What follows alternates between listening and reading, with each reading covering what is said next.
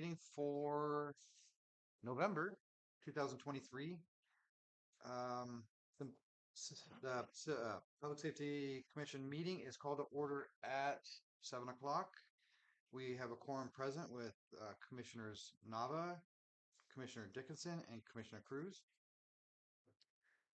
First up would be let's establish a quorum, and then item number 2 is a motion to approve the agenda as it um, is presented.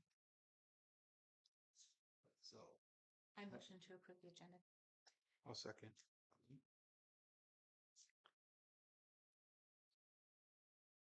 all right, then we'll move right along to item number 3, public input. Um, are you here to present anything, or you're just here to be present? Okay. Well, we don't have anybody from the public for public input, so we will just move right along to item 4. Review and approve the meeting minutes from the previous meetings. We had which ones were they? So we have August, right, and September. No, which one? August and Yep. September. Yeah, August and September. There was none for October. Yeah. Okay.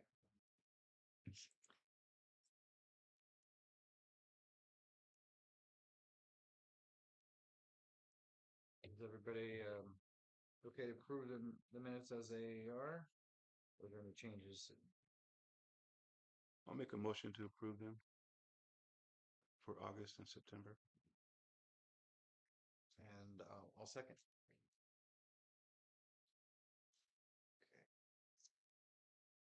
Okay. Item 5, Public Safety Commission resignations discussion.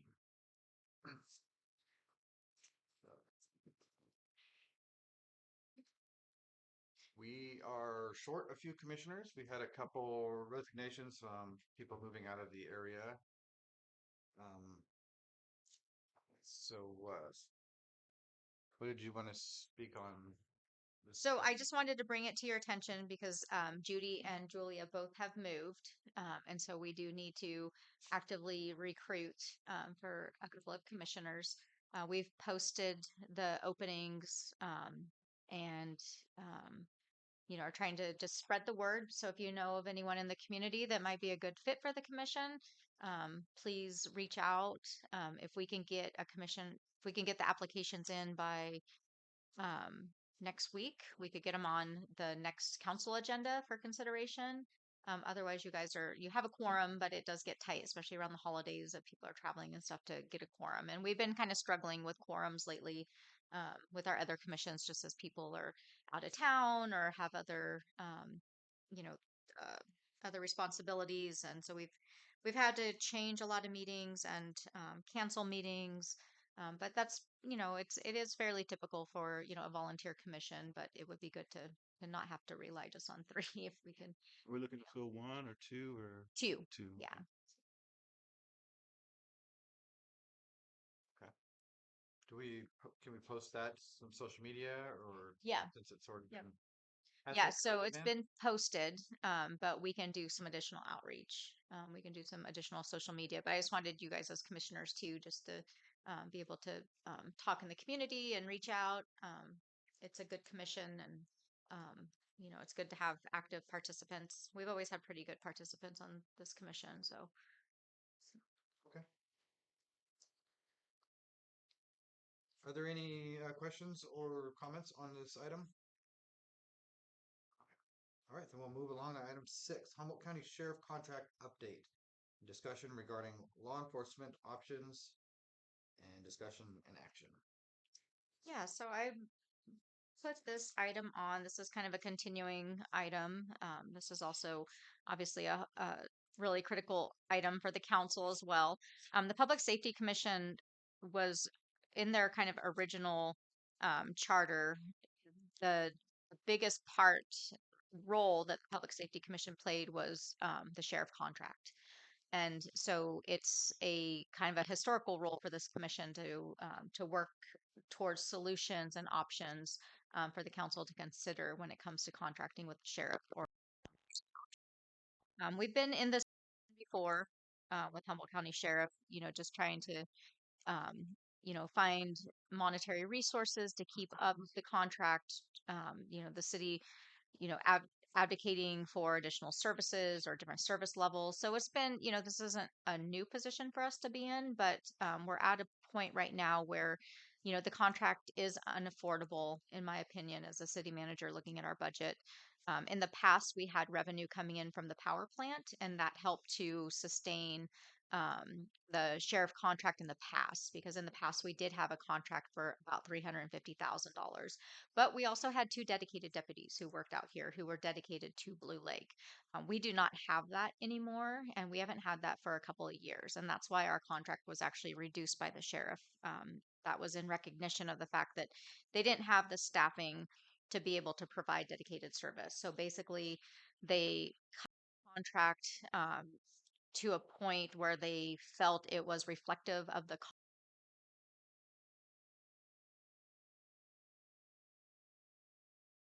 company. And that seemed to work fine. It doesn't give us the ultimate coverage that that we would like to have. We don't get traffic control. We don't get dedicated patrols.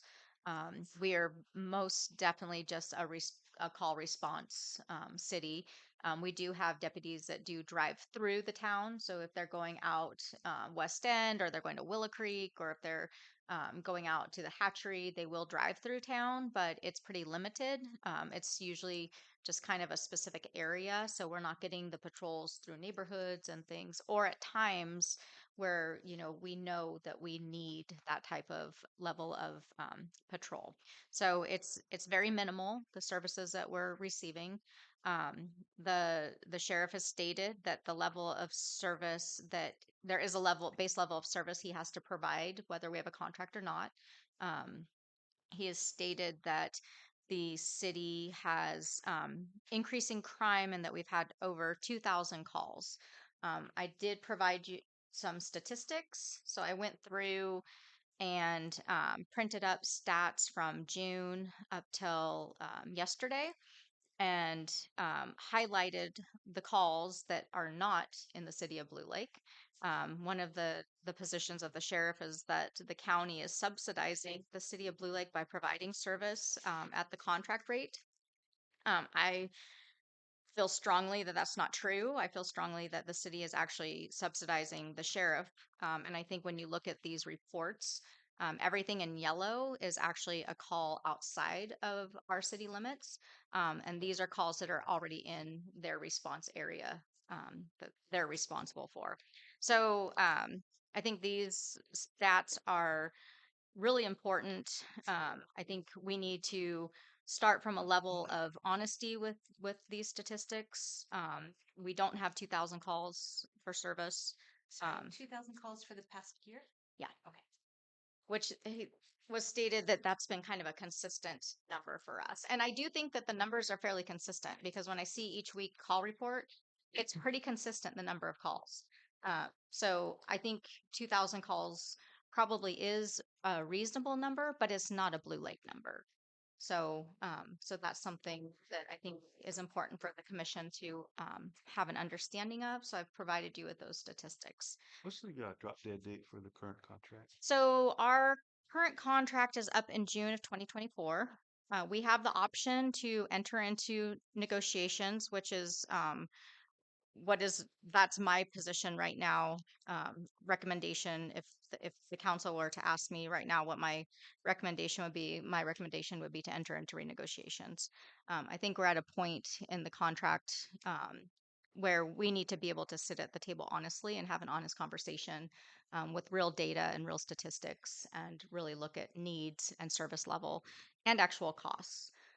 So, sorry, how would you characterize the conversations that have happened to date if they're not negotiations?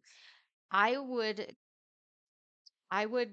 they're definitely not negotiations. I think they're more of a presentation of need, and a presentation of um, the city's situation, without much flexibility or dialogue from the other side. So kind of a one-sided conversation, I would say.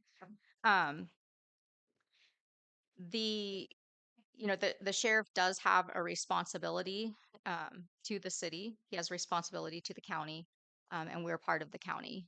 The city of Blue Lake also falls under the county for Measure Z sales tax, which a large portion of Measure Z sales tax goes to support the sheriff. So as we are um, driving revenue and sales, we're supporting the sheriff. A portion of our property taxes goes back to the county, to their general fund, which also supports the sheriff. Um, and I think, what we're paying now is a pretty reasonable rate for the level of service that I feel that we're receiving. And So I see all these questions, just so I can Okay. document. And what do we pay now exactly? about 144,000. And you don't, so for your meeting minutes, Stephanie, just so you know, you don't have to capture all of that. You can just keep it pretty simple I because that way you can participate in the conversation too. I would like to be as detailed as possible. I can't capture everything. Right. It's not possible, but I would like to take down the points Okay. that are, you know, that we ask about the conversations about. So I would like the, what I'd like to ask the commission to consider is establishing an ad hoc commission. So 2 members of the Public Safety Commission to be able to have some fluid dialogues, be able to meet, look at data, look at costs, look at other areas. One of the issues I'm concerned about is the costs that are being charged to Trinidad are different than the model and rate that's being proposed for the city of Blue Lake. The sheriff is proposing a per capita cost. His position is that the every citizen of Blue Lake needs to pay their fair share. And so he's taking basically the population of the county and dividing that or dividing the budget of the sheriff's department, which is like $19 million by the population of the county, and then attributing a cost per person and then applying that to our population. And I think that's a very unreasonable methodology to apply because does not take into a lot of it doesn't take into consideration a lot of different issues, including different funding sources, including what we're already paying, level of service, impact. The city of Blue Lake is not a drain on the sheriff. We do not impact their resources, and I think to apply that number so stringently to the residents of Blue Lake, I think is it's misconstrued. You can't. Not everyone in the county is paying that. If you're not paying property tax, how are you paying into sheriff services? If you're a renter, you're not paying those property taxes to support the sheriff. So if you want to apply that, it's not a fair application. So there's a lot of things to consider, and I think there's a lot of room to talk. Um, I've already met with our county supervisors. So I've met with Supervisor Madrone and Supervisor Wilson. Each one of them represent a city that's being impacted by this contract. So Trinidad also received a fairly substantial increase, not as substantial as ours, but fairly substantial for Trinidad. And both cities feel like this is probably not the end of the conversation, that, these costs will continue to go up. There's not a really good clause within the agreement that caps the amount of increase, and I think that's unfortunate. There's not a reasonableness test to the increase in the contract. I think that's something that needs to be addressed. Um, so each one of the supervisors has been engaging with the cities on different levels to talk about, how can we all come to the table and find a better solution for everyone. Um, I got two questions. yeah. One, going down this road of negotiation, if it's still a stalemate, is there some sort of arbitration that is imposed at some point before June of 2024 that Yeah, I do things think like this go to arbitration? You know what? That's a good question, and I haven't looked at that in the agreement. I don't know if there is an arbitration clause. I think it's basically in the past, it's basically been kind of a take it or leave it scenario. If you don't agree to it, then the parties agree to walk away. Um, And that's the language that's being used right now, right? yeah, yeah. And so that's what we've been told by the sheriff, that the this is the cost, this is his position, and he's more than happy to work with the city, but he's not budging on the number. My other question is this base level of service that's provided, is that captured somewhere as like a package, like it'll tell you exactly what comes with that base level of service? To a certain extent, and that's one of the questions that I've had. I've asked for a better representation of the numbers. Like, where did you get the $315,000 that you're proposing? Where did that come from? What does it include? And I haven't been able to. They haven't been able to articulate those So numbers. like this base level provided Mhm. with no contract, is that put in Word somewhere? Is there a Yeah, description? so I would say the contract does identify. So it says the law enforcement services to be provided by the county to the city within the city's incorporated area shall include enforcement of state statutes, enforcement of city ordinances, excluding animal control, building and construction, police protection of the type provided by the sheriff, traffic and DUI enforcement with the exception or such traffic enforcement as may be provided by the CHP on any freeway traversing the city or is required by statute. All detective, juvenile, and other specialized services provided by the sheriff in the unincorporated areas of the county, such as homicide, child abuse investigations, and narcotics. Abandoned vehicle abatement.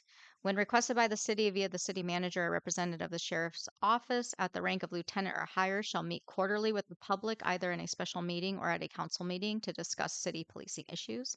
All other law enforcement services of the type provided by the sheriff within the unincorporated areas of the county. So there was some language. Let's see. Base level with no contract in effect? Yeah, so it says the basic level of service to be provided shall consist of 24 hours of coverage from a sworn peace officer 7 days a week for response to calls at a level not less than that provided by the sheriff in adjacent areas of the county, including related backup and auxiliary services such as investigation, community services, criminalistic,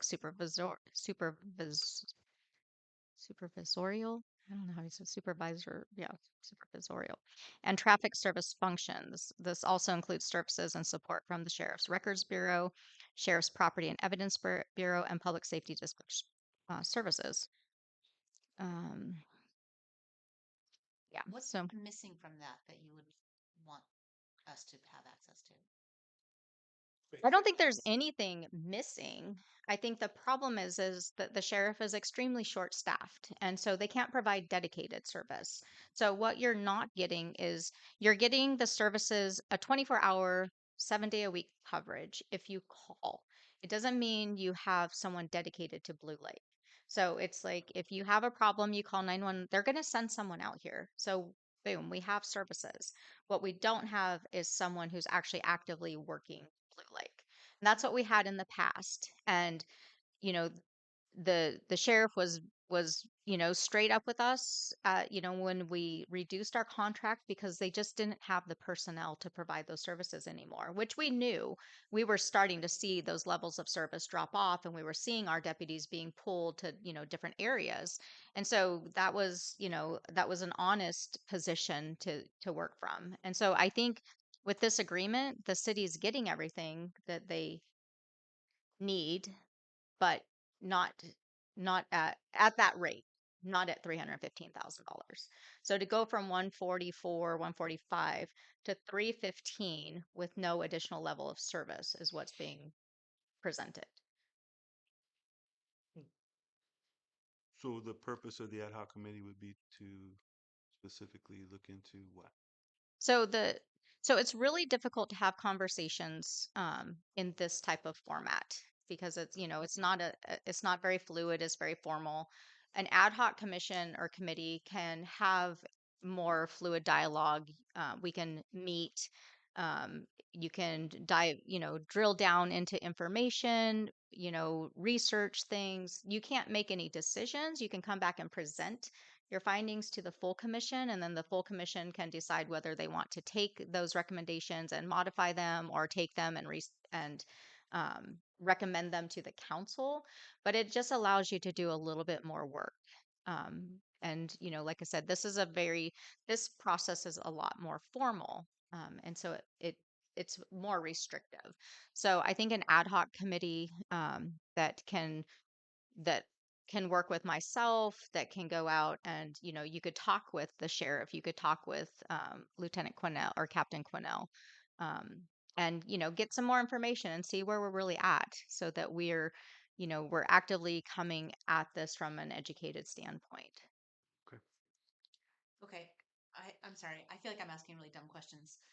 I'm not understanding what we would be missing if we did not have the contract.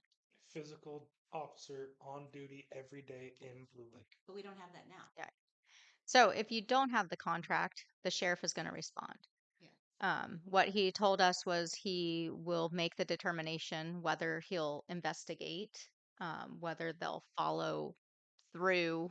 If it's a civil issue, they probably won't deal with it. If it's a misdemeanor, you know, honestly, I think you're going to get exactly what we have right now. I don't think it's going to change, whether you have a contract or not. Okay. That's what I thought I was hearing. And that's mainly because, not just because of the price, but because of lack of staff with the sheriff, Mhm. correct?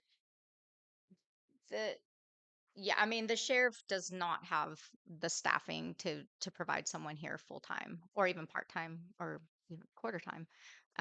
So we're never going to have a dedicated deputy in Blue Lake. I mean, they're down several positions. I mean, at one point they were down 22 positions. Everyone's really struggling with this. Trying to find people to work Orleans and Garberville and Willow Creek, and it's tough. Sheriff law enforcement is tough all over. And so I think that's an honest position, and I don't have a problem with that at all. um, my problem is that we're going from 144 to 315,000, and there's nothing changing with anything associated with that. And I get it, costs have gone up across the board, but 144 to 315 is not inflationary. It can't be articulated. It can't, I've asked for a breakdown of those costs, and I can't see those costs, and so that's that's problematic as well. How do we accept a number that is just lumped into a per capita computation? It's when that's a big jump. It's a lot of money. And, so we have to do our due diligence. And honestly, the city can't afford it. I mean, we just can't. We're working hard to try and build revenues and to, keep things going and, replace lost revenue. We're trying to replace revenue that we lost from the power plant. Um, but the revenue is not there. I mean, it's there now, but it won't continue to be there. I mean, you literally could bankrupt the city on a few years of this contract increase if we keep going like this. And that's not a position that I, as a city manager, can legitimately stand behind. Close to a third of our budget, right? Hmm. When you say the sheriff would, if we didn't have a contract, the sheriff would decide what they would respond to? Maybe this is a question for the ad hoc committee to ask the sheriff, but how do they do that? I don't think it would necessarily be you call and they go, I don't know, like, are we going to do this? I think it would be more like, how far would they be willing to take? So if you have a call, I think the question will come, how much time and resources are they willing to expend to investigate or follow up on an issue that's not at a high enough level of importance. We're beating a dead horse here. They do that now. Yeah. Thank you. So this is what I'm trying to get at. I'm not understanding the difference between the contract and no contract, the base level of service that they are required legally to provide. Maybe that's a question for the ad hoc committee. Yeah. Is to get in there with a room with them and ask them, like, what are we getting Yep. for this contract? Yep, exactly. And what are we not going to get if we don't get it? Yeah, Like Mhm. in writing. exactly. Yeah. I can answer some of your questions if you like. I would like to hear from the sheriff. I want to hear from you too, but I would like to hear from the sheriff first. Well, I'm gonna make some comments in public comment. Yeah, so sure. That's fine. Yeah. But I've asked all these questions of the sheriff and his contracted staff, and I can answer everybody their questions tonight. Let's wait till public comment. I'll let you speak at that point. Okay. Let's- Fair. Okay. Okay. Okay. Yeah, I'm not sure. So we'll. I don't know how anything works. Are you able to designate an ad hoc committee, or do you have to ask the council to do that? No, you guys can do that amongst yourselves. we'll do So, the next item. Oh, Mhm. that's Yeah, the sorry. I first think ad I hoc committee. Yes. think I broke it out in two sections. Sorry. Yeah. Okay. Okay. Is there any other comments from the commission on this item? No, just No. questions. All right, then I will take public comment for this item. If you'd like to step up and state your name, please.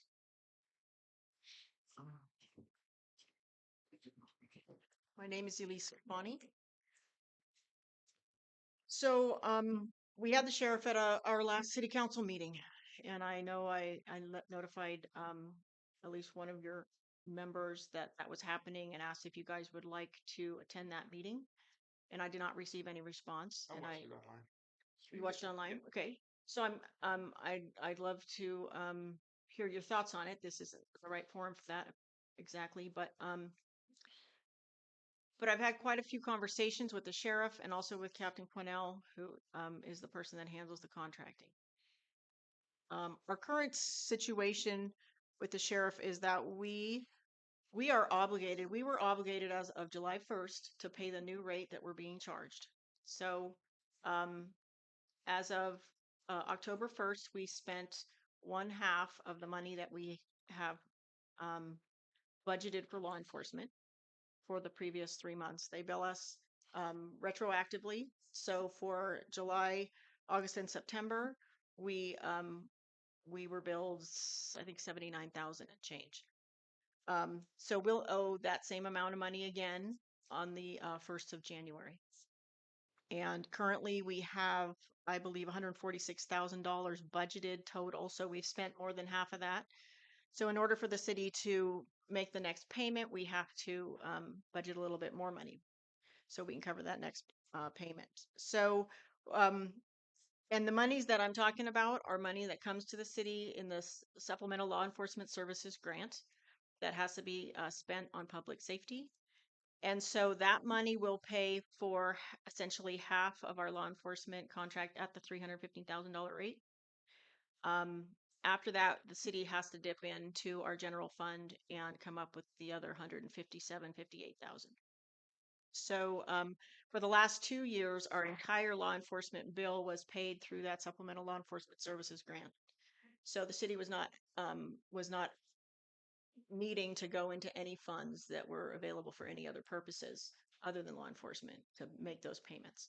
So that's a pretty nice deal, I think, for the city that we basically, we're covered. And now those monies come from the state through.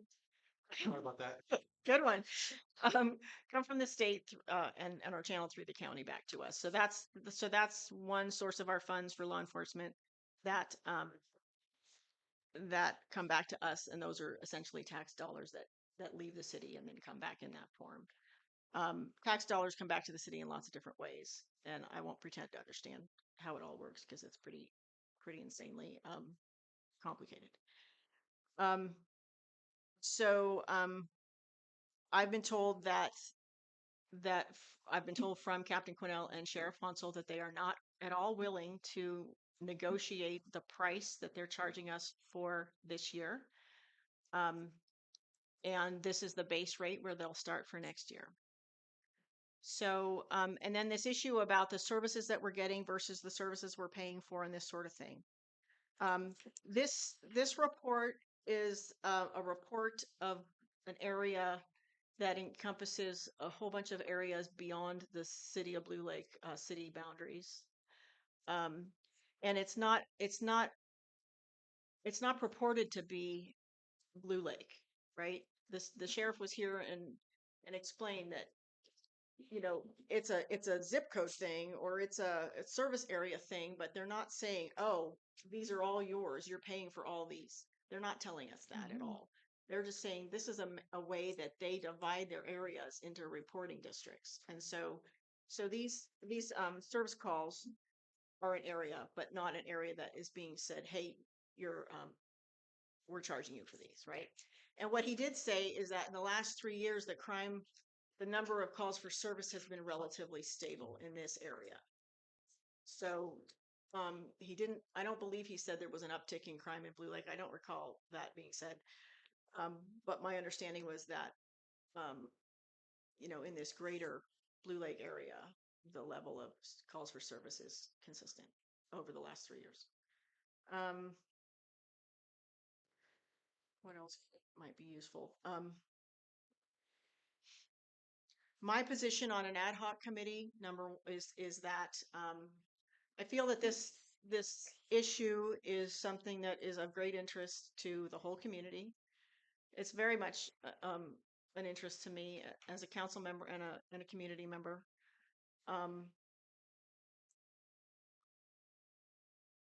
There's obviously some differences of opinion about what's fair and what's right and what we're paying for and what we should be paying for. And so I don't want to say, hey, I think this is fair and that's right and this is wrong. That's not why I'm standing here today. But I really hope that we can get past this. They're charging us more than what they're giving us thing, because I really don't think that's what this is about. That's my personal opinion. And the idea of what will they respond to and what they won't. The sheriff has said, if there's a 911 call, we will come. But if we're not contracted with the city, we will come. If there's a crime in progress, we'll stop the crime if we can, and then we'll hand off to whomever it is that you are contracting with to provide your law enforcement services. And that those people will arrest, they can investigate, they can enforce. But the sheriff is under absolutely no obligation to enforce the law in this town if we don't contract with them. So I think we need to get that clear. And I'm sure he's happy to tell you those same things. I've been told that from Sheriff Hansel and from Captain Quinnell on different occasions. So, so I think we're talking about apples and oranges in a lot of senses here. And I think it's a dangerous game to play. And I don't believe, in my personal opinion, that this is ad hoc committee material. If we really want to get to the bottom of this, we should have a meeting with the sheriff. We should have a joint meeting between the council and this commission and get everybody in the room so everybody understands the facts and exactly what we're talking about. The sheriff said he would make himself available if we wanted to have another meeting and to answer all these questions and to talk about levels of service, talk about special needs, talk about different ways that the sheriff's department might be willing and able to satisfy the needs that we feel are priorities for the city of Blue Lake. Thank you. Jean?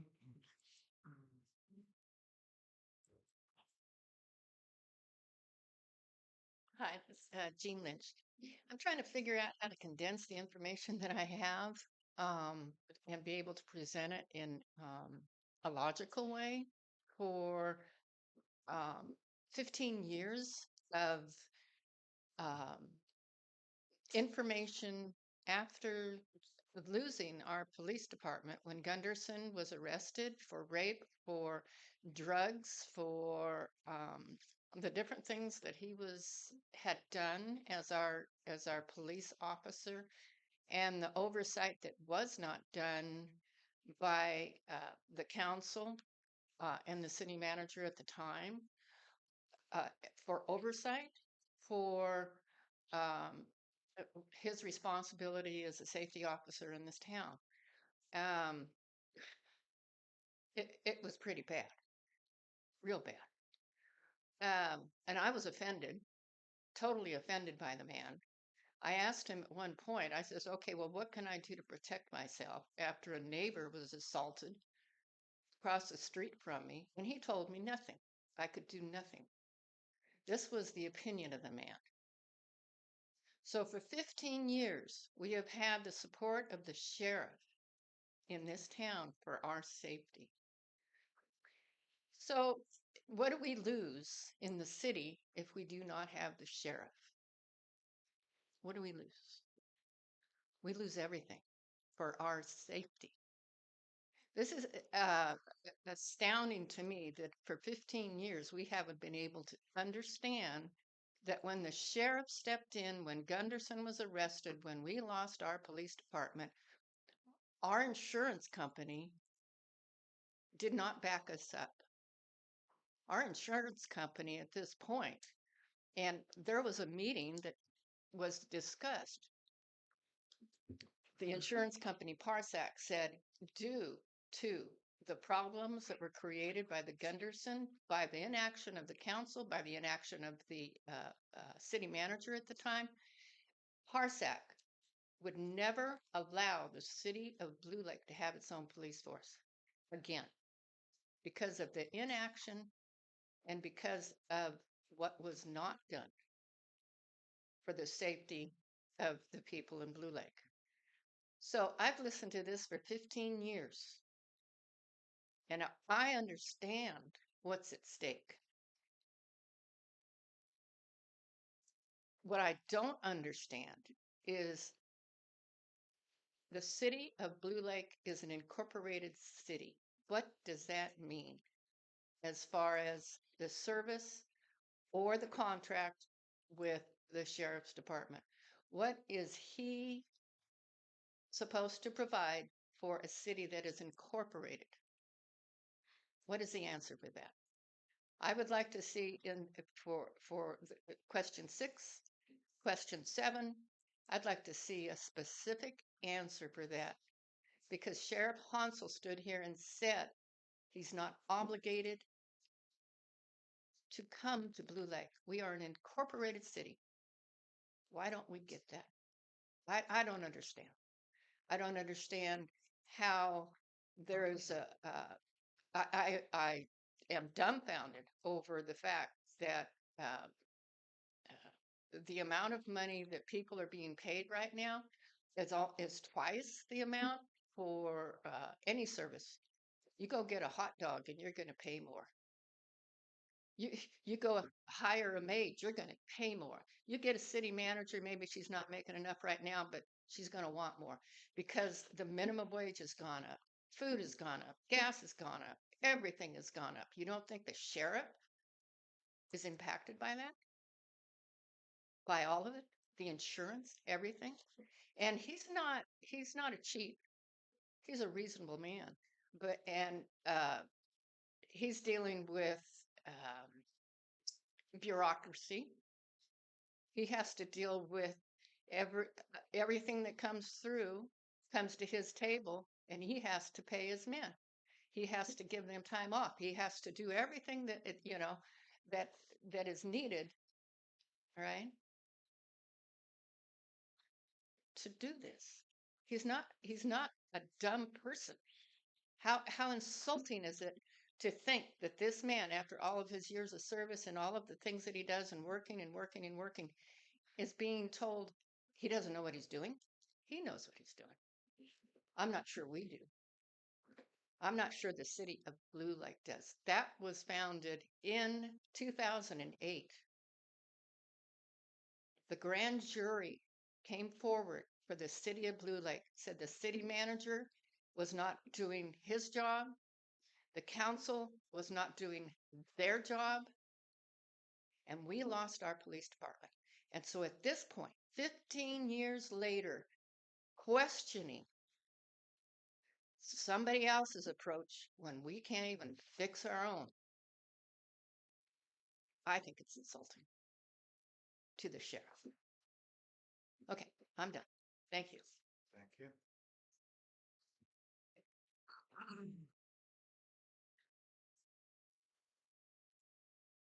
All right, well, there's no more questions from the public or any comments from the commission, then we'll move on to item 7 and establish an ad hoc committee to work on these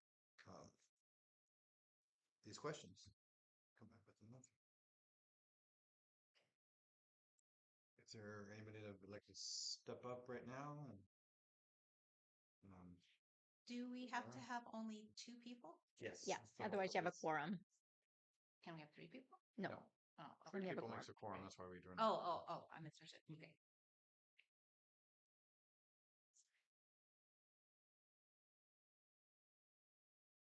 Bueller, What's that? take it. I'll do it. I'll be one. How do you feel, Steph? Yes. I'll Would do you it. like to work with Phil on that? Okay. I'll let you guys work together on that one. Are those meetings set up by us or through the city or through the sheriff's department? Or those conversations, are they set up by us? Cold calling the sheriff's department? Yeah, so if you guys, if you want, Stephanie and Phil, if you want to come over and I can give you the information that I have.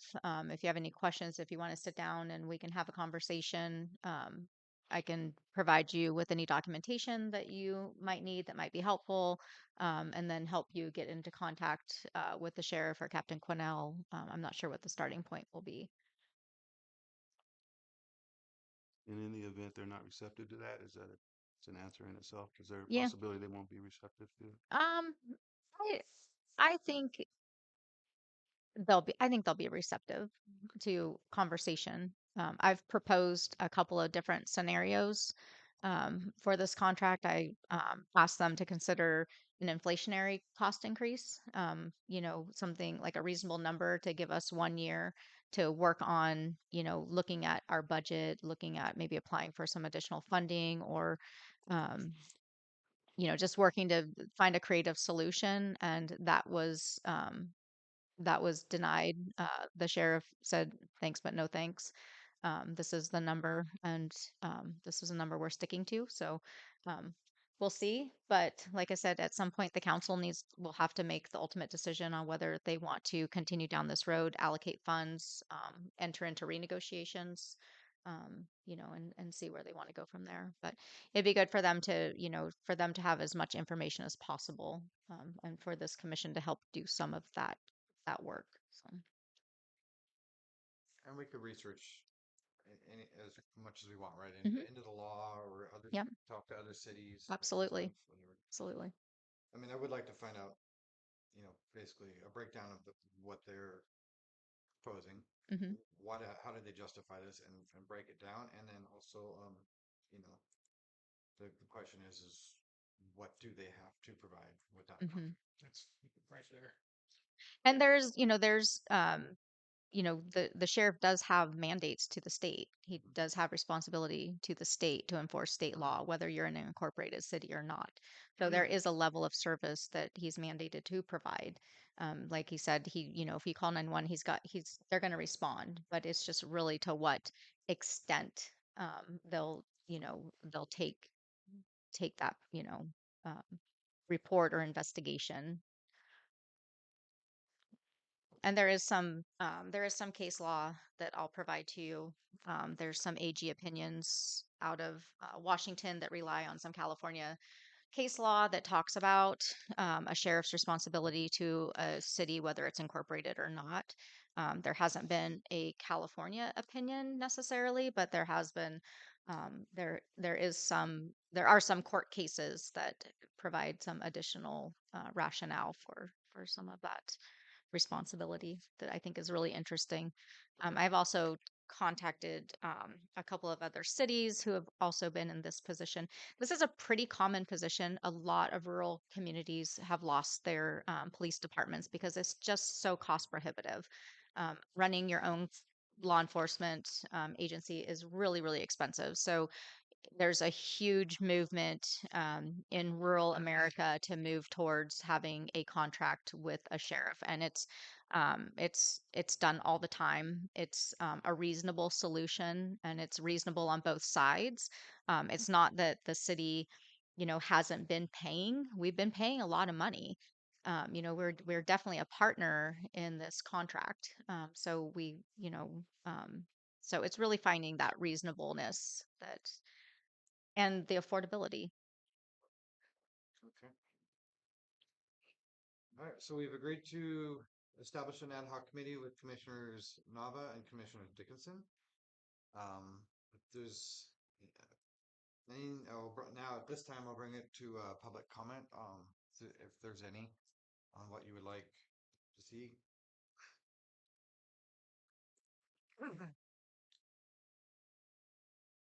I've thought about the idea of cost and what it costs for an employee to be employed at in a city level, right? So we've all looked at, salaries and benefits. For example, our city manager has a base salary and with benefits and retirement and all that. Every year, the city puts between 130 and $140,000 toward that one employee, which is our highest paid employee, the highest level employee in the city. That employee is essentially obligated for 40 hours a week. I know Mandy works more than that. But at the same time, when you look at that, we don't provide a car for the city manager. We don't arm the city manager. We don't train the city manager to deal with criminals and go into dangerous situations. We don't cover liability insurance for the city manager, okay, to be armed and to go after criminals and to keep the public safe. So with the sheriff, we have 24/7 coverage. We have investigative services. We have quite a bit of services that are not, a car in the street, whenever you think it should be there. But we have a lot of coverage, and we have zero liability for any of that coverage. And like Jean was talking about, the liability is a huge piece of this. It's an enormous piece of this. And I think that this committee really needs to think hard about the questions we're asking and the information we're being given, and take a lot of that into account. In Ferndale, they have roughly 200 more people in their town than we do. They have their own police department, and this year they budgeted $650,000 for that police department. And that's quite a lot of money. Obviously, we can't afford that. We probably can find some funds in other areas and maybe get a little bit creative about different ways to pay for what we need. And there are some other grants out there that I think, I don't know. I don't know if they're available to us for base service, but there's some work that we have to do as a city to see if there are any other funds we can find, like the federal cops grants, rather than the state. The state is what the Supplemental Law Enforcement Services Grant is. It's the state fund, but there are federal funds, but they tend to pay for slightly more specific services and programs. Anyway, thank you. All right. Jean?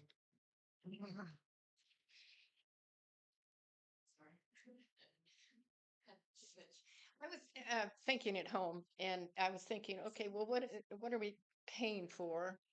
We're paying for a coroner if they have to come to town. We're paying for booking forensics training. And I got to thinking for safety for an individual household. We've got 583 homes, dwellings in Blue Lake, and 1,200 people. So if you break down the household, how much per household it would cost if you were to say, okay, well, we need funding from each individual household, $50 a month, $600 a year to cover protection of your home. And I'm sure that would be totally unpopular. We don't want to do taxes. We don't want to do this. We don't want to do that. But the outcome of not $50 a month, or if how many people you have in a home, say $25 a month per person for protection. So if you dial your phone 911 and somebody shows up to your door with all the capabilities that they have, that they've been trained for, What would that be worth? What that uh, peace of mind? You dial 911 and that's what you get. What's that worth? That's what I think we should be thinking about. I've lived in an area, they didn't respond. There was nobody coming. And I had a discussion with a relative today, and he was just shocked that I would have a gun. I have a gun. I know how to use it because I lived in an area, nobody was coming. It was out in the hills.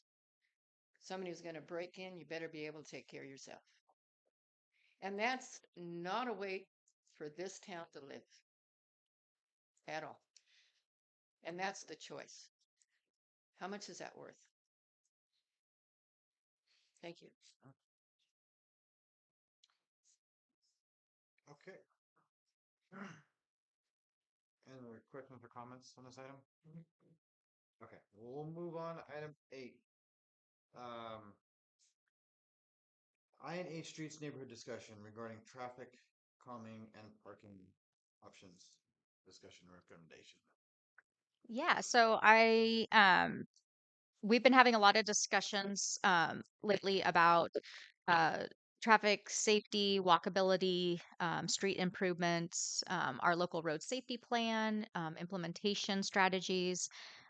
We've put out a couple of pop-up roundabouts, working to get feedback from the community and the neighbors on what they see is working, what's not. We're working with a professional designer and engineer, Dan Burden, who specializes in walkable communities and being able to transition communities so that they can be safe for all user groups, but really promote walkability, pedestrian safety, bicycling, trails.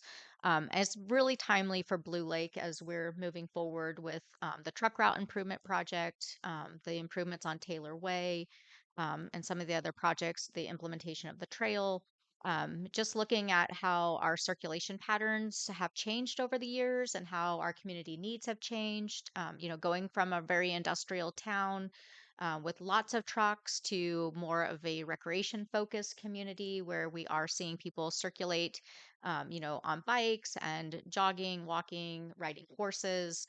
And so just looking at where we strike a balance with some of that, but also looking at what are some low cost and um, ways where we can make improvements, especially to some of our more wide and accessible thoroughfares in town, looking at low cost solutions to just help improve safety and functionality and aesthetics as well. So we've been looking at I and H streets with our engineers to look at additional improvements. I and H Street, there's some there's some interesting options for those areas. Looking at changing parking, looking at different implementations or installations of features. I Street, especially, it's a very, very wide street. I think it's got like a 60-foot right of way. It's just enormous. It's bound on both sides by residences, and it's literally a straight stretch from the start of I to the boulevard. So it's used a lot. It's used as a cutover route. It gets a pretty high volume of traffic, and there's nothing to slow people down. We recently installed the little pop-up roundabout to see if that would help.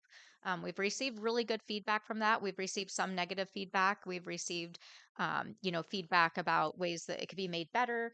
I just actually had two people on the way out stop me because they knew this item was on and they wanted to advocate for an additional one on I Street and just let us know that they really appreciated the roundabout and they think that it's made a lot of difference. And one of the residents lives right across from the pop-up, so he said he's had a lot of interaction with it to see how it's slowing down traffic and how people are engaging. And he hopes that it'll be made a permanent installation. One of the options on I Street is also changing the parking and making some diagonal parking. Parking is another way that you can break up segments of road because it narrows down the footprint of the road. And that's one of the big issues when you put up like the bollards or You put a bulb out. It's not doesn't necessarily shrink the footprint of the travel way, but it makes it feel like it's more restricted. So it causes people to slow down. Not everyone is going to slow down. Not everyone is going to um, take the time to, slow down through, the little roundabouts or whatever, but it does have an impact on the majority of drivers. But the parking, is that just for the residences? Like, there's no Well, businesses, right? no, and there's opportunities though as we start to grow different downtown events. We've seen that with markets, we've seen it with special events where we start, we need more parking at different points in time, and we have a lot of, I would say, underutilized uh, real estate that could be the parking could be changed to help facilitate one, not only to increase parking options but also to help slow down traffic. So it's kind of a dual feature. I Street there's a lot of opportunity to change parking on I Street, even if it's just like a section of diagonal, and then it continues, and then maybe it's a pop-up, and then maybe it's a bulb out with a tree or something. So we're just kind of looking at all those strategies, but we'd like to engage the community, the neighborhood. And we've done that in the past where we've gone and, specifically invited neighborhoods to come and talk to us about what they see their needs are. And we've always kind of done that from do you have a public safety issue, more like crime based? But I think traffic enforcement is definitely, uh, high on the list, and it definitely has different levels of impact. So, in order to get some more feedback and just get a little bit more buy-in on traffic calming and options, we'd like to invite I and H Street neighborhood. I mean, it doesn't mean that everyone can participate, obviously, but we like to do some specific outreach and then maybe facilitate that conversation at your next Public Safety Commission meeting. So I placed on the agenda for you guys to provide some feedback or some direction. Um, if it's not something that you feel is appropriate for this venue, that's fine too. But it seems like it's a good landing spot for these issues. You would like us to invite them to our next meeting? Is that what Yeah, or you're? you could recommend or direct. I mean, I guess you can direct me. The last time what we normally do is we do door hangers, Yeah. and so we would do something similar where we would come up with a flyer about what we're kind of seeking, and then we would go and city staff would just go and put those on all the residents' doors in those neighborhoods. I think for especially changing the parking to the diagonal, Hmm. um, I I think that would be very contentious, and I think we should do an over the top amount of uh, notification to people so they understand exactly what we're going to be talking about, Hmm. rather than leave it generic. Sure. Okay. Yeah. Yeah, we'll definitely identify what we're kind of thinking of. Okay. I agree. Even though it might be good for the area and everything, I don't think anybody would like that. Yeah, I tend to agree with you. Um, Even if it's only event parking, um, it turns those houses are really close to the street, and it turns your front yard into a parking lot. Yeah. Well, that's what she's talking about. That road 60 feet wide. Yeah, it's really big. Actually, I just Yeah, read. houses are right on the street, even though the road is really wide. Oh yeah, they're right. They're not a big front yard. Correct. Yeah. Yeah, that's what I'm trying to say. Yeah. So their car is parked right next to their front door. Mhm. Well, and I think the other thing to consider on those streets, though, is that usually the only people parking on them are the people who live there. So Mhm. the impact, it might be, people are already impacted on those streets if there is overflow parking for an event. And so, but 90+ % of the time, it's just their car. We do a lot of drive-throughs and just checking on parking patterns and things as we've been talking about this. And, we definitely don't have a parking problem really in those neighborhoods because the roadscape is so massive. Um, and it's interesting because we changed the parking around parts of the post office and downtown, and people were like, oh, people are going to be so mad, like you're just going to catch it. And even our city engineer Mike was like, oh god, I can't believe I'm going to have to do this, and I'm going to have to go get my mail and people are going to be yelling at me. We didn't have any problems, But the you know. difference is there's no houses there. So, and I may be totally wrong, and maybe Hmm. everybody on that street is like, great, no problem. Well, we're not talking about all of the parking. We're talking about using it as a tool. So, it could be an application here, then it's regular, then maybe, so it wouldn't be the thought process. Apartments up there, Mhm. the apartments, what are the little bungalows they have up there? Hmm. So maybe that would work because there's multi-family housing Hmm. right there. There is the top lot. So Yeah, I wouldn't really, anticipate doing it everywhere. yeah. Like I said, it could be kind of a surgical application to areas that it might work. Yeah. All I would ask is that we are really clear about what we're Hmm. discussing when those door hangers and notifications go Sure, out, so people really absolutely. have an opportunity to speak to Do these. Hmm. would you like a motion to do that, or do you need one? Or I don't think so. just I think, I just wanted, it would be something that would be on your next agenda. But I wanted to, get some feedback from the commission and see what your thoughts were. It doesn't hurt to put the word out as long Hmm. as we're clear about just gathering information. We're not yeah, making a decision. Yeah. I'd like to have the city hang door hangers Really get and information invite from them. the community about what. Definitely want them involved in Yeah. Yeah. in that decision. Yeah, I mean, because there's a lot of options for traffic calming. I mean, you can do artistic sidewalk or crosswalks, and there's plantings, and you can do bulb outs, and there's a lot of opportunities. And I think that's kind of like as bad as it is to have these big wide roadways that create these big speed channels. It also gives you a little bit of a blank slate, that we can work within. And I think what we're seeing from people um, and like I said, not everyone, but we're getting really good feedback on people are appreciating having some thought being put into, controlling speed. Whether, I mean, we get calls constantly. Everyone wants a speed bump in front of their house. And we know we can't do that.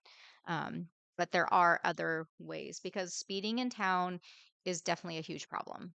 We watch it every day, all day long, and it's definitely escalated. Um, There's quite a few people, like especially up on I Street, like you said, mhm. complex. And I've seen it on my street, which doesn't make any sense. They'll race through the middle of town, which is faster just to go down Greenwood to First, Yeah. but they'll speed down my street just to Mhm. get to the post office. Yeah. Yeah. I personally really like the roundabouts. Mhm. I wish they were bigger, Bigger. and more obvious Mhm. to really be more impactful. Right. I think they're great. Yeah, and I think that's some good feedback. I mean, we were only able to do so much just because, we had to do them with straw wattles and a couple of plants that we had. And if those were to be made permanent installations, we would definitely look at making sure that they were engineered appropriately, that they were placed. We did have an engineer look at them. They did, as part of our LRSP, we did do the traffic analysis work necessary, but they're not necessarily exactly how you would, you know, install them permanently. And there would also be some other considerations. You would have striping and signage, and there should be probably some additional red curb painting. Sizing. I think the one on I Street's undersized. I think that one's too small. But like I said, a couple of the residents who live right there provided really good feedback that, um, that they were working, and they'd like to see those made permanent. But like I said, with, a fully engineered design at that point. Are is grant funding available to implement these things? So what we have is a local road safety plan, and we got that approved through Caltrans through a grant that Caltrans provided to us. And the purpose of an LRSP is to look at low cost solutions. A lot of times when you do a road project, they're millions of dollars. The Greenwood section of the truck route is $1.6 million. A lot of times they're unattainable, or we have to wait years to be able to get funding. And you have to make specific findings, and you really have to rise up and you have to really fight for those funds. Um, when sometimes you just need, like the $5,000 fix, maybe it's just, the curbing and the striping or the signage. And so the LRSP was really looking at replicable, reasonable solutions to make streets safer. And so these mini roundabouts are something that is a very affordable solution. They don't require, I mean, you can do it with just curbing.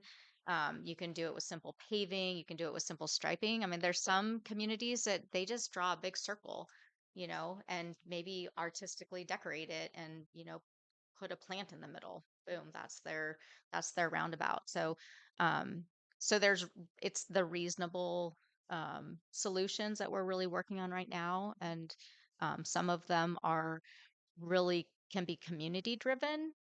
Some of them, require a bit more cash infusion, but so yes and no, I guess is the answer. Okay.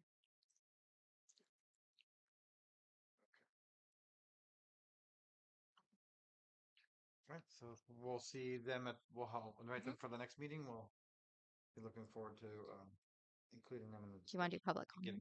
What's that? Public comment. Yes. One No, more I'm not thing done too. yet. Yeah. In addition to the door hangers, can we Facebook, Mhm. Marcus, can we put it on there too? Oh, absolutely. Okay. Okay. All right. This time I'll take public comment if there's any on this item.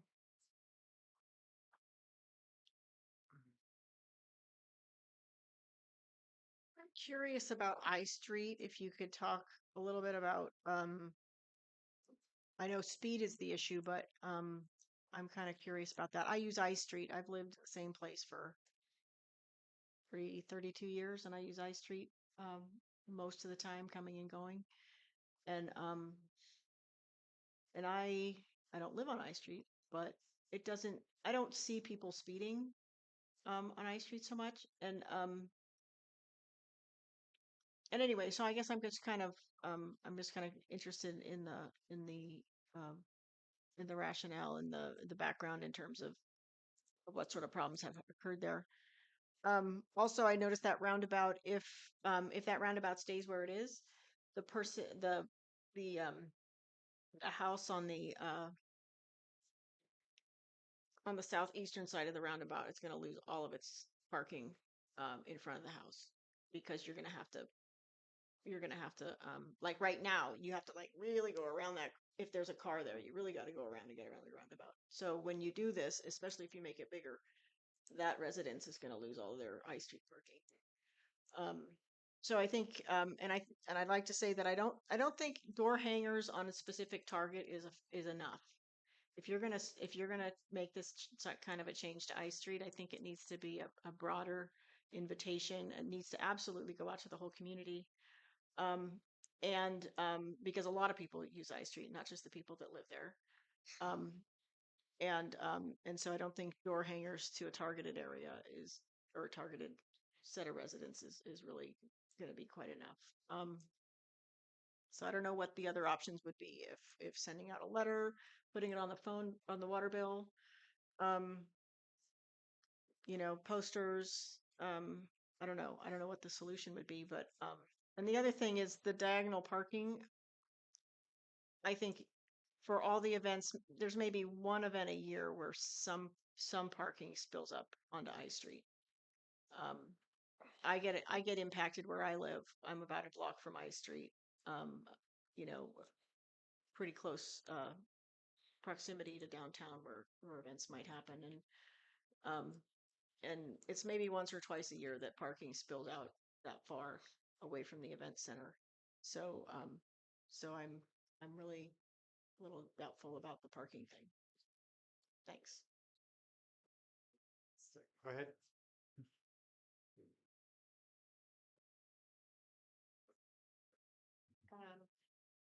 I this is a little off base from what everybody was talking about. But when you put in diagonal parking or you have sidewalks and the city is recommending this or that, it's come to my attention in different ways that the property lines in Blue Lake aren't that specific, and sometimes it takes a property owner to establish where the property line is for their specific property. And if you have a piece of property that's right up against the road, and the sidewalks are required, and then the diagonal parking is required, um, the the the property surveys might need to be done for that. It just occurred to me if you're talking about this and establishing where the property lines are, if somebody is going to have new parking in front of their house, that has to be pretty specific. I would think. And thank you. Mhm. All right. So to answer the first question, some of the problems on I Street, um, then why we wanted to looking at this, I guess. Speeding is a huge issue on I So Street. there's a lot of complaints from Lots of people in complaints. that area of speeding. It's a commuter route. So in the mornings, a lot of people use I Street to get to the boulevard to get out of town because they don't want to go past the school. So it is one of the main thoroughfares for the city. Do we have any more of those little blinky signs that show you your? The speed. No, unfortunately, they're really expensive. They're about 6 grand. And in the past, we've been able to write for some of the TDA funding out of HCOG, the 2% set aside to be able to pay for those. Um, but they're pretty costly, unfortunately. That is one thing that, people have requested, is more of those radar signs. And they work well, but I think people get complacent. We see it, in the mornings, people going on Greenwood, just blow right through those things and it's flashing too fast, slow down, and they just keep going. Some people it catches your attention and you'll slow down, but after a while, I think people just tune them out a little bit too. So I think it's So- always just trying to find constant it's either constantly changing things up to get attention or it's a hard install. Yeah, okay. What about speed limit sign? I don't think there's any on it. No, the speed limit sign could be installed. All of Blue Lake should be 15 miles an It hour. should be, yeah. And unfortunately, it's going to be 25, and 25 is too fast. And that's one of the problems that we have too. When you start going through these residential neighborhoods, 25 is too fast. And, so we've kind of, do we want to I've sign tried it for or? people outside of my house, and you know how long that street is, and they're like, Mhm. "I'm going the speed limit." Yeah. It's 20 feet long Yeah. before you're going the speed limit. Yeah. And the door hangers, this is just to kind of start the conversation. We're not making any decisions right now, right? We're just inviting the public to just get how they feel about it. I mean, this is something that's going to be well engineered. Uh, there's going to be a longer process, but this is just an invitation. I mean, we're going to take in what they say and make a recommendation to city council. That's what our job is. I also just read an article the other day at work that there are more accidents in wide roads than there are on narrow roads. A single lane over 9 feet, there's more people get complacent, Mhm. and there's more accidents within those 9 foot lanes. And we're also going to be bringing back to you guys some of the information that Dan Burton's working on. So he's working on Taylor Way for us right now under a grant we received from HCOG, and he's also looking at some specific locations within the city, I Street being one of them, post office area being another, and then Greenwood, to look at the items that were identified in the LRSP. That was also a very community driven focused process. Um, could be implemented in what he felt were probably the best was kind of the best uh, sequencing of installations. So he's got a lot of knowledge and a lot of data behind his recommendations to really show what what works, and what's the best use of your money and your resources to have the most impact. So he's also going to be providing some recommendation and feedback as well. So that'll be something else. And then at some point, sometimes a city just has to make a hard decision too. I mean, not everyone likes speed bumps, and we've had to put them in places because we just had the liability associated with people speeding through certain areas and the city not taking action to reduce those speeds or make those changes is also incredible. So at some point, based upon recommendations, it can be based upon data from incidents, accidents, reports, studies. It's not going to meet everyone's objective. It's not going to make everyone happy, but sometimes a city just has to make the call for the greater good as well. And so that I Street, like Councilmember Scafani said, is not just it's not just a residential street. It's also a main commuter thoroughfare in the town. So, Also give the community members options, Mhm. like the bump outs and everything we're talking about and the roundabouts. And be like, oh, we can go the other route. We can put stop signs. And that that's is, an option too. there's cross streets. And that would Hmm. guarantee they wouldn't want to go for the stop signs. They would rather have the roundabouts rather than have to stop every, 100 feet. When will Dan Burden's presentations be, or recommendations be available? Yeah, I think I just saw a draft that came through Friday. We haven't had a chance to really go through it with staff. Um, so that should be, we should be giving him some feedback here pretty soon and then just getting that refined. And then do you think a couple months before we will be able to see it?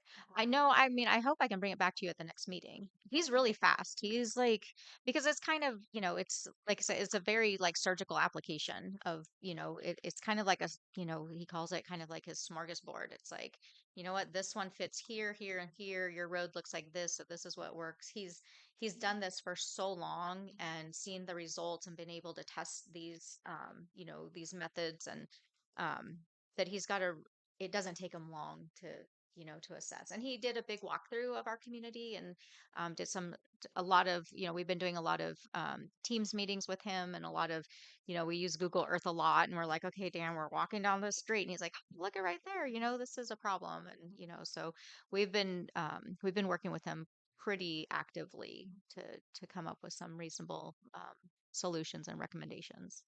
Yeah. Okay. All right. Any more questions on this item?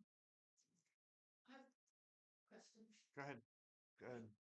Yeah, come up and state your names. Like everything's being recorded now, and the people out there can't see. Yeah.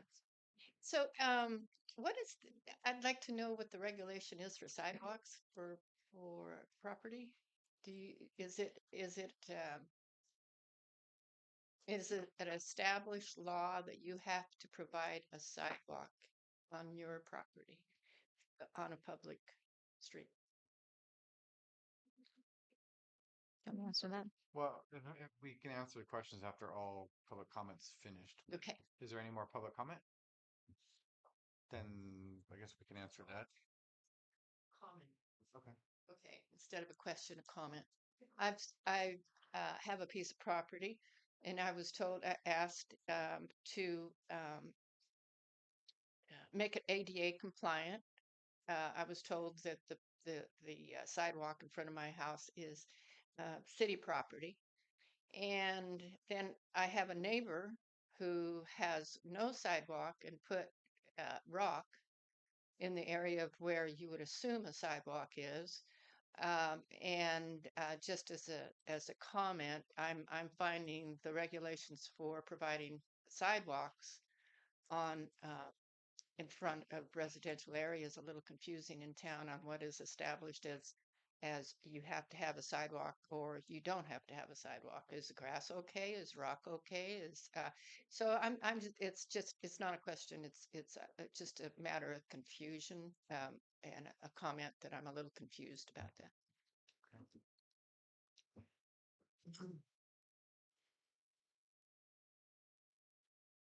All right, we're gonna move to item number 9, Powers Creek District's project update. Yeah, so just to give the commission kind of an update on where we're at, we've got a lot of activity in the Powers Creek district, a lot of projects, a lot of interest, a lot of moving parts. You guys may have noticed that we this last weekend we've had a lot of dirt that's been moved. We've officially broken ground on the bike park, which is super exciting. We've had some very generous donations of time and equipment and materials to get that project off the ground. Tavis Kane from B&B Portable Toilets and Humboldt Sanitation um, has generously provided resources to help with the formation of the dirt track. Tavis is I guess you would call him a retired professional motocross rider. And he has a group of friends who build motocross tracks and bike tracks. And so when he heard about the project, he was really excited to see it happening. He really sees the vision of the Powers Creek District as a large landholder in the district. He's really excited about the direction that the city's going, especially with the recreation focus, the idea and concept of a RV park and campground, and just more housing development, and like I said, the especially the emphasis on the recreation. So he got a hold of us and said that he wanted to donate some time and equipment and labor to the project. And so we wholeheartedly said, thank you, yes. So they started this weekend, and it looks great. They've graded the site. The starting uh, drop point is installed, and then they'll come back hopefully this weekend or this week and start forming other portions of the dirt track. We have to source some extra materials. Gary Johnston was very generous and let them use his cat. He brought in a loader. They had a skid steer and a mini X down there. Gary gave some extra material. He just found us some more material. So it's just been great. Those are two big landowners in the district who have really shown their commitment and enthusiasm for that project and just kind of that direction, especially for the kids in the community. So really excited to see that taking place and just having those partnerships. So that's exciting. Um, Is there a open date? Or? well, it's because it's all volunteers right now. We're Mhm. just like, and we're up against the weather too. So our goal is to get the dirt track in. We'd like to get it capped with the clay, and then it will probably, I mean, I don't know. I think once it has the clay on it, like it can weather fine. I mean, the kids are already like going riding their bikes on it. So, um, yeah, so I'll just have to say I'm not really sure. I don't know too much about dirt tracks and how they go, but I know my son rides them in the winter in the rain and the mud. So, hopefully that will be okay. Um, Going forward, is the city required to have any sort of medical presence there? No, so this will be folded into just our recreation portfolio. There's liability associated with all recreation features, but we have ran this by our insurance provider. It's professionally designed, so we have stamp plans from an engineer. Lots of communities have bike parks, skate parks. We operate a roller rink, a horse arena, so we do have some high risk facilities already. But we're a pretty stable city as far as claims go. And um, so yeah, so it'll just be folded under. Normally what you do is you provide really good signage, and people make that assumption of risk, even though signage doesn't negate responsibility or liability. It does usually discourage people from actively pursuing something. When it's like if you go in and ride in a skateboarding park, like it's not the park that hurts you, it's your own inability to Is there gonna be safely do what you need to do. is there gonna be like safety signage up? There will, yeah, there'll definitely be a whole signage package. There will be, we'll get some fencing. Um, but yeah. And then the Powers Creek project is moving forward. We're working with the Bottawat Watershed Council, formerly known as Mad River Alliance. That project received an increase of funding, so the project budget is up to over $900,000, and it's pretty exciting. We did some vegetation removal because we needed to get the surveyors in to do to shoot the grade and be able to finalize the designs to go to construction in the spring. That project is fully funded, and so that those parts are all moving forward. At the end of that project, it'll be a really nice addition to that area. There'll be some areas for people to really interact with the creek. There'll be some additional, pools installed to help create additional habitat.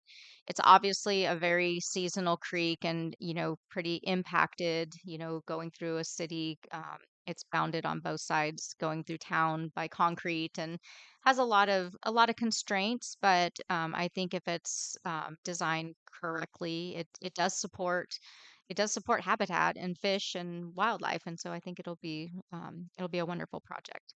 It's another project that's been on the city's list of projects since 1997. And I should have brought this to, maybe I might email this out to you. So the city had a community visioning plan completed in 1997. And it's really interesting to go back to that plan. And I've been going back to it quite a bit lately just to see if we're on track on, what the community really visioned kind of this community transitioning to after we lost our timber industry. And it's pretty exciting to see that, these projects that we're working on really are and were the dream of that, that working group in 97.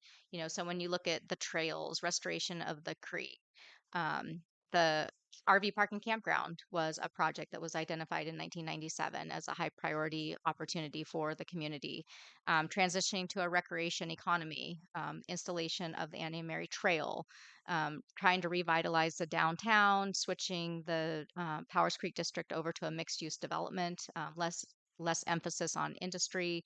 It's like we're starting to see some of those projects come to fruition, and those have been, pretty long-term projects. But a lot of work and thought was put into that in 97. There was a big working group, and they worked really hard for a really long time to really try and figure out where does Blue Lake go next and how do we stabilize our economy. So, um, there's sometimes people are like, oh, this or, Mandy's just pushing this agenda or something. And so I now have this document from 97. Like, we've just been on a path, and we're just actually starting to make some inroads. So Is that available for public? it is, yes, yeah, and That's it's great. actually on our website as well. Yeah. Yeah. That's great. I think it's interesting because it's been a little bit of a cover for me too, to be like, hey, this wasn't my idea. This was started a long time ago. Yeah. I've just been tasked with, making some of it happen. And it's, like I said, it takes a long time for projects to come to fruition, but they are starting to happen. So, um, and then the Bottawat Community Project is moving forward. They're going through their environmental processes and working with staff to look at the biggest thing that we're looking at right now is Taylor Way and master planning that so that it is comprehensive and the access is really thoughtful um, and meets everyone's all the user groups needs. And that's being done in partnership, with our fire district and um, the contractor and our architect, and then Dan Burden is taking on a lot of that responsibility as well. And then we'll be working with Storyland Studios. They're the group that did the concept for the RV park and campground. We had a little bit of money left from that grant, so we're going to be they're going to be master planning the remaining city properties that haven't been scheduled for development or identified for development, and helping us look at the best use of those properties, the best configurations, and then SHN under that same grant will be doing the subdivision of those properties. So right now we have like 3 big properties and then a fourth, and we really need to like subdivide those down into manageable pieces Okay. so that they're developable. Is that all it where the old power plant was? No, this is on the north side. Oh, got it. Yeah. And then we are working with Tasha and Kenny Eisner, who own Humboldt Sanitation, and I believe they also are.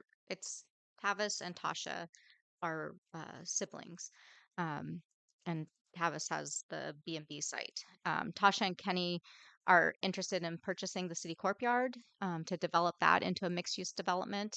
They really like the idea of the recreation focus.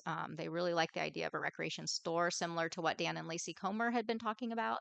I anticipate they'd probably want to do kind of the same thing, maybe a 3-story building with retail commercial production on the bottom floor and 2 stories of apartments, which would work really well down there. And they'll be going to the November council meeting to talk with council about signing the exclusive negotiating agreement with the city. That property has a recent appraisal, and we did a recent historical study on it too to make sure that there was no historical value with the building because it is from the 50s. And that starts to, crazy. It starts to put you in that realm of possible historical, value. And so we went through that process. Um, so that would be great. I mean, it's such a great property. It's a cornerstone property that really, really would set, that district on the right path. The city courtyard, as much as Glenn loves it down there, it's not the best use of that space, and we really are probably the worst neighbor down there, just aesthetically. You So know, much trash down there. oh yeah, and we're gonna make use of the dump day event as well. But that's just the nature of a city courtyard. You're always pulling stuff off the street that someone leaves. You've got to have, rock and gravel. You've got to, be able to park your lawn mowers and, the greasy things. And, but we don't need to do it right on the corner lot coming into the district right next to other businesses. So Assuming that sale goes through, where will the city? so I anticipate in the future it'll probably move over to the power plant site. There's, kind of tucked in the back, there's a couple of maintenance buildings already, and I think any development that goes on that site, anyways, is going to need some level of maintenance, storage. So it's an easy place to be able to kind of shield it, landscape around it, and then do your development past it. And so that would and then we can also use our wastewater treatment plant has some areas where we can store material and different things as well. So, um, and then the guys from Paradise K are still very interested in purchasing property from the city and developing. They did a presentation several months ago to the council about doing mixed use development. They're looking at kind of condoing 2 apartments with a little storefront or workspace or something on the bottom floor, and maybe starting out with like 4 or 6 of those, and then having an option to do another bunch once those sold. So we'll be looking at some of that as well through the master planning effort. So lots of interest in the Powers Creek district. Um, just Is it's there any interest in that abundance building? Absolutely. So Hannah Padilla, who has Arcata Florist here in Blue Lake, really wants to open a grocery mercantile store, and she's actively pursuing that. It's just a matter of working with, the owner to get to a price point that's reasonable. But I think she has a really good business plan. Really good ideas. She has an existing floral business that she can move in there right away, and then kind of backfill with consignment stuff and then work to be able to bring in some grocery and produce. She had some good ideas regarding, like a Cold Stone ice cream and, just a small deli. I was actually telling her about like fishing gear. I'm like, someone like Chris who would have like the kind of gear that you need on the mat during steelhead season versus going to Murphy's and, having, stuff that's not appropriate, having some of that seasonality. She could almost be So like, many local lure makers, not including myself, mm-hmm. that would do so well there. Yeah. I mean, just small stuff. We have a veteran-owned lure company that's based out of Trinity. We have multiple local soft lure companies here Mhm. that do it. We have a soft bead company that just went national. Like so, if you see the little soft beads that everybody's fishing with, it's local, Hmm. and they've gone all over the world now. Yeah. It's pretty cool. Yeah. And you have to have things that people want. And I think, her idea, we also have a lot of local artisans that, if you could just do stuff on consignment, it's not a high price point to get into because you don't have to buy a huge inventory. If you did it kind of like a farmer's market where you're just getting all seasonal produce, so it's like you wouldn't have everything, that Murphy's or whatever needs, but it's like, hey, maybe today I have, fresh peaches came in from Willow Creek or, Powers you Creek know, involved. right. Which I think they're getting out of the produce. I think he's going back in his old job, his pre-COVID job. But yeah, they were my first thought. I was like, oh, you could do produce in there, Powers Creek produce in there. But there's a lot of local suppliers that you could work with. So um, I've been, it's a huge need for the community and it's a huge need for the city, revenue wise, sales tax. We really need to transition that building into something that, is more conducive to a downtown and provides more opportunity. So keeping my fingers crossed. We're lending as much support as we can, and we've had some economic reports done and things that we've been able to help provide and make some inroads with some calls to some of our local economic development partners. So um, I'm hoping it pans out. I mean, at some point it's got to. you know these buildings don't come up very often, and immediately, like, we were on the phone and, calling, like, please don't rent it until we can talk and, really like help us out. So Are there any interesting people interested in the Powers Creek district? Like I know you mentioned, I think it was like Los Bagels or something. Mhm. Point. Yeah, we're still having a lot of conversations with, interested businesses. The bike park has been really kind of a catalyst for conversation. People are really excited to see that as an anchor. Um, we have no shortage of people interested in coming out here. We just don't have any buildings, and we're close, but we're still not there. So it's really hard, to tie people down. But there's definitely, a level of interest. It doesn't seem to be dropping off. We finished the commercial kitchen in Prash Hall, and we're already working with a business to come in there and maybe do our concession for us, but to do it more as a restaurant where, the city would still sell the candy bars and the drinks and, all the junk stuff, but we would also have kind of a separate restaurant operating out of that at the same time. We've got the Blue Lake Pizza Kids who are doing really well. And so there's a lot of enthusiasm. There's just a lack of facilities. So, There's a lot of rumors going around about or people complaining how Blue Lake is bad for businesses. Business can't survive in Blue Lake, and nobody wants to come here because of that. I don't know about that. I know RMI was looking at it. hmm Uh, Pacific Outfitters and what's the other one? The one on the corner down there on Broadway and Fourth. They're all looking because they do bicycles and stuff, and they have the hmm bike park out there, right. and fishing, just outdoorsy stuff that's going on out here. There's a bunch of people that are really wanting to get in here. Yeah, we get calls constantly, and we're always telling our story. Like we are becoming a recreation destination, which is great. We just need some of those anchor facilities, to hold people over longer, a place to stay, we have some food in the community, but it's a little scattered. It's not as stable. We have, well, on this night you can get this, but on this night you can get that. And then sometimes there's a food truck on Tuesday, but there's nothing on Sunday, Monday. You can't. So we just have to backfill a bit of that consistency. That's like a grocery store could really, really help with that. So people are coming out there recreating, they're going to the river, they know they can get, something to drink, something to eat, something for the kids, and it will continue to grow. But like I said, one of our biggest issues is we just don't have physical space. If we had, more buildings that were more conducive to that, we would be much further ahead. And the people, like the Comers, they're still very interested. They had an offer in on the brewery. Just things happened through the sale of that. They were selling another property, so it was contingent upon that property selling, and it fell off at, so, we were like this close, but we still have really good conversations with them. They're still very interested in being in Blue Lake. Right when we were looking at the courtyard, our appraisal came in really high, came in at like $500,000. And then interest rates went right up. So it was just like, Jesus, like, can we catch a break here? And it's like, but then it's hard too, because you can't be like, well, like we can't lessen the property value because we have to go on appraised value. I don't understand how a dirt lot goes for $500,000. Because there's a lot of talk about Blue Lake, and there's a lot of, if you can get in now,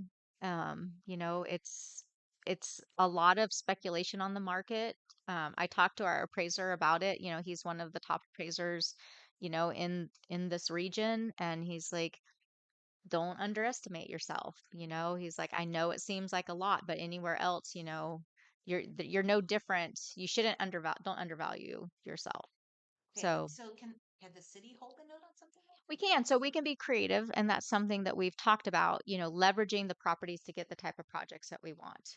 And so we would want to do that anyways, because we also don't want to sell a property and then have someone flip it and not get the end result that we want. So what we've and what I've recommended to council, and we've talked about, and obviously this is all up to the council to make the final decision, but you go in and you may not sell that property until maybe they have a building permit or a certificate of occupancy even.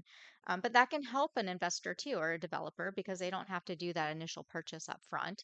You can carry it forward, and then they can just take their construction loan and turn it into a regular mortgage, and include the purchase price. So it Why can not just be. holding on to the property? Yeah, the problem is, I think it's a good idea for the bigger pieces, but I think for the smaller pieces, it's really hard because the developer is going to need that property also as equity. And if you can't ever own it, it's really hard to get construction dollars on leased land for something smaller. Now, something bigger like the Bottawatt project, where we're getting all that mixed use development and the housing, it makes a lot of sense for us to stay as a partner because we bring that to the project and that helps them on their grant applications as well. So essentially, the city is not donating resources, but we're investing resources into the project as well. So that looks really good on applications and it gets counted as value. To do that on a smaller project, you're kind of hamstringing a developer at that point. And it's really also hard to be a landlord. Let me tell you, a small city being a landlord on some of these commercial properties, it's like we just don't have, really the bandwidth to manage all of that. You get into issues with tenants and damage and just general maintenance and things. It's we have a few properties that we manage and it's tough just to keep That's, up on all of it. I was just talking to Chris on it. He's the guy, like head guy for Humboldt Bay Water District, Mm. and that's all they do now. They don't do anything else other than they're a property management company. Hmm. Because all they're built, they don't have boats and boat yards and stuff anymore. It's all rented. All that property is Yeah, leased. yeah, it's nice to just get that lease income. Let me tell you, but it's also hard when something breaks or goes wrong. So, Yeah. but yeah, that's what I have on the Powers Creek district. Okay. Any comments? No public comment. We'll move on to we got a 9, 10, and then a 9. And then Oh, 10. did I do that again? 10. But anyway, well, Red Cross Jeez. is not here. Andrew, I have to touch base with him and see what's going on. Um, if he's moved on or what's going on, but I'll check in with him. As far as agency check-in, we don't have anybody from the sheriff or the fire department tonight. What about you? I mean, I could. Sometimes I do a rundown of calls, but I'm not going to jinx us right now. But it's been Right. very QT. Don't say it. calm. Don't. Been calm. But anyway, uh, so as far as that, I guess we just move on to. When's the next any type of fundraiser for the fire department? Let's see. We're doing. We were talking about a spaghetti feed or something, weren't we? I'm not really sure. Okay. Is there anything that's coming up with the fire department that anybody should know about? Not really. How are you guys' numbers? We're at 14 right now. Well, that's good. We've got a lot of We could use more. A lot of fresh yeah. faces. We've Well, I've got seen a lot of kids. we've got a lot of Cal Poly students Okay. that are A lot of kids running around out there the other day. yeah. Your whatever the bake sale you guys had. Yeah. Oh yeah, yeah. Yeah, so they're they don't live in district, but they're doing duty shifts and stuff, so that's Is it part helping. of the college program that they set No, up? but it's a really good connection because they're interested. A lot of them are in like forestry or fire sciences. So that's there was a this was way back when I was still there. You didn't have to be in district, but if you're taking classes and would do duty Mhm. assignments, you can be part of. That's what that was. Yeah, yeah, It's that's kind of kind of cool. what we're doing Yeah. now. Yeah. That was a grant thing that we got with Hmm. that too. Is Oh, there like a formal association with HSU? It's always going to be HSU. I know, right? I know. With their fire program? Not a formal one, but there's a lot of conversation happening. And I think it's a really good opportunity because even if it's just running like a residence program where you're just running people through, if we had a couple of Cal Poly students living at the fire station, because we can house, I think, 2 or 3, rents, it's hard to find a place. And if you got free rent and you just have to do duty shifts, like it would be a huge help to us. So there is thought about like how to create a more established program for sure. Yeah, I think it's a huge opportunity. I think that fire science program, I think every fire department should be working with them because there's just a lot that you can learn and you get these, enthusiastic kids. And so Mhm. they're used to staying up late at night. Hmm. But otherwise, we really could use some more stable volunteers. Yeah, we don't. We're low. Our base the set of volunteers that we have now that are have been around a while are very slim. But, so we are recruiting. That's about like always. Um, okay. Well, we'll start with the reports from staff, and when he gets back, we'll see if he's got anything. Yeah, I think I've probably talked your ear off tonight about Okay. most things. So if you have any questions, I'm happy to answer, or if I missed something. You're still looking for dirt for the project? Yes, we are. We have a big stockpile of dirt at the hatchery Oh. from this project, but it's got a lot of like river rock stuff in it that would have to be sorted out Okay. or sifted out. Maybe we could come and Talk look and at it. see if we could donate some of that. Okay. Because I'm sure Gary would just went down there. Yeah. And Yeah, he's struck. been great. I've got a new backhoe. Okay. Yeah, I know. I'll We've talk heard about your that, backhoe. see if that's something we want to do. Yeah, Glenn's very jealous of the backhoe. So I'm Anyway, like, don't look at it. reports from liaison. Anything you got? That's I missed the last meeting because I had COVID. well, glad you stayed home. Yeah. I was actually, it kicked my butt for a couple of days.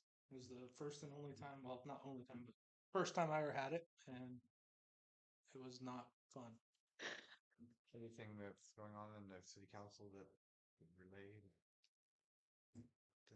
Not I that think can the sheriff contract's The probably been sheriff our biggest contract is item. going on, the Bottle Up community right Mhm. now. Everybody's talking about that, even though it's going. That's the affordable housing. Mhm. Yeah, and it's not affordable housing. It is partially income based housing. Yeah. Because affordable housing means that it's low income housing. It's not. It's partial. A part of the residences that'll be available will be income based housing. Small Yeah, it's like a sliding scale. Yes. Yeah. Which is same range as most people already living in Blue Lake. Yeah. It still doesn't feel super affordable, but It doesn't. I mean, honestly, you can apply for that. You can make as much money as you want. You can still apply for that, and you might get a few dollars off your rent. It didn't matter. It's based off of your income and everything. Okay. Yeah, pretty much everything you guys are talking about here is what's going on in our meetings. I will definitely bring up a lot of the stuff we talked about today. It's good stuff that needs to be talked about at our next meeting. Okay. Glad you made it. I'm sorry. Good to I've have you. been out with No, work. too. Yeah, it's I didn't choose my schedule; it was chosen for me. So All right. Item 11, future agenda items. So I've got the I Street discussion, and possibly Dan Bird's update or whatever. And then maybe a report from the ad hoc committee. yeah, Mhm. and And I've got to get the tabletop Commissioner? exercise back on track. trying to find additional commissioners that should Oh, be yeah. brought up again.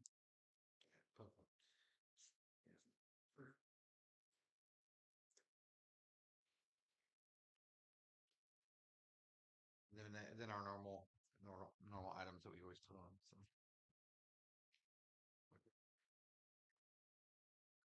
All right. Any other discussions? Okay. Well, if there's no objections, then we'll adjourn this meeting for today. I'll make a motion to adjourn. Okay. And then I'll second. Meeting's adjourned. Thank you. Great. Thanks, you At guys. 8. Thanks.